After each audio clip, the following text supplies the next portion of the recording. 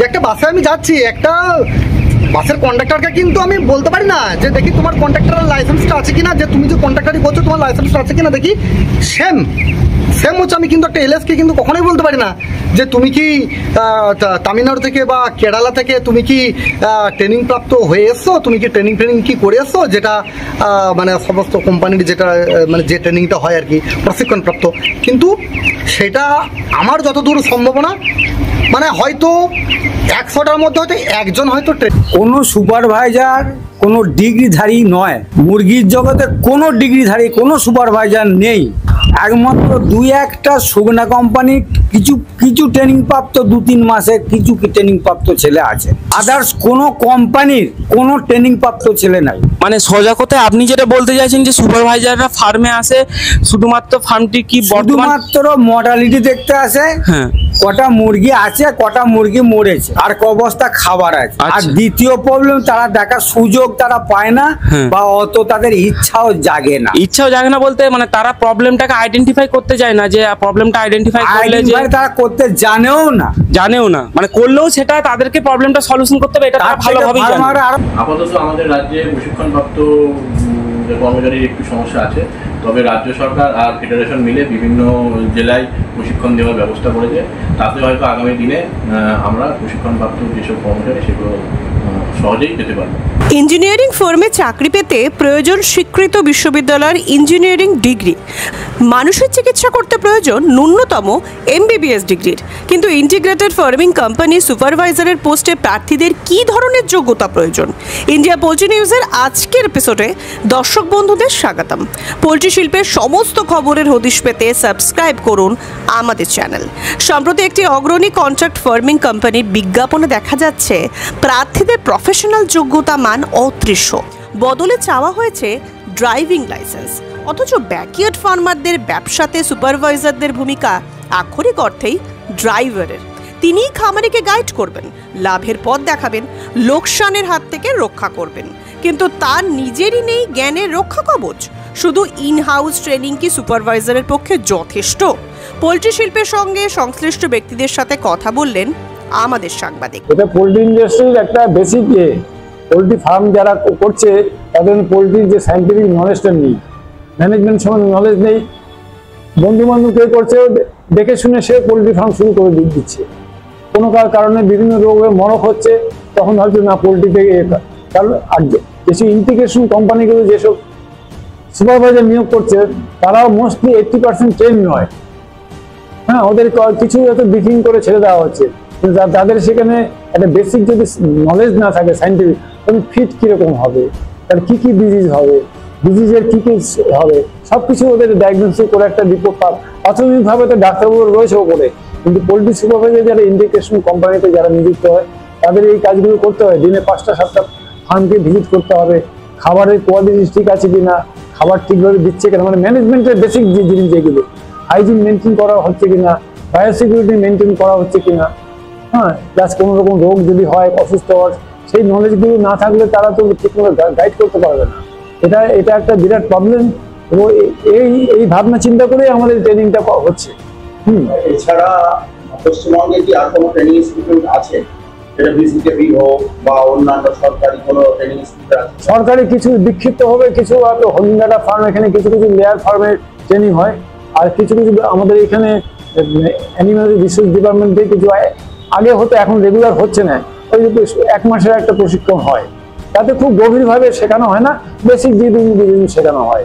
কিন্তু আমাদের এটা যে কোর্স 390 আওয়ার্সের কোর্স, তাতে যত ধরনের আপনার বেসিক জিনিসগুলো বেসিক এবং ইনডেপথ করা হয়, অতটা এইভাবে অর্গানাইজ হয় না কোথাও, এখনো হয় না। কিন্তু আপনার কল্যাণী ফার্ম বা গভর্নমেন্টের একটা লেয়ার ফার্মের একটা ট্রেনিং হয় রেসিডেন্সিয়াল, তবে সেটা 8 দিন বা 8 সপ্তাহ এরকম একটা, সেটা রেগুলার হয় না। তো সিলেক্টেড 30 জন শ্রমিককে নিয়ে হয়, মাঝে মাঝে হয়, কিন্তু রেগুলার হয় না। মানে আমাদের ট্রেনিং ইনস্টিটিউটেরও অভাব, খুবই অভাব আছে। পোল্ট্রি ইন্ডাস্ট্রি গ্রো হচ্ছে, ব্রয়লার ইন্ডাস্ট্রি তার স্যাচুরেশন পয়েন্টে চলে যাচ্ছে।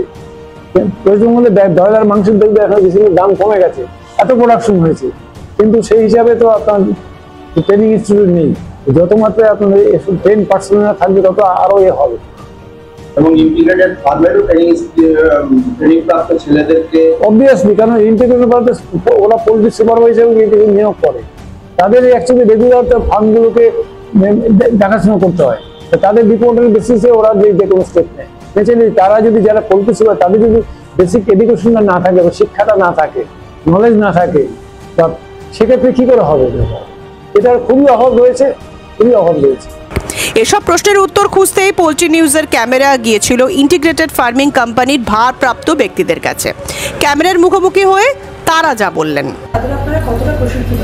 সুপারভাইজারদের আমাদের এখানে সুপারভাইজারদের মান্থলি মিটিং হয় এবং আমরা আপ্রাণ চেষ্টা করি আমাদের টেকনিক্যাল টিম যে ডাক্তারবাবুরা আছেন হাইটেকে, আমাদের মাননীয় এমডি শ্রী রাজস্থান রায়ের নির্দেশই হচ্ছে প্রতি মাসে একটা করে সুপারভাইজারদের সঙ্গে মিটিংয়ের আয়োজন করা, এবং সেটা আমরা অক্ষরে অক্ষরে পালন করি।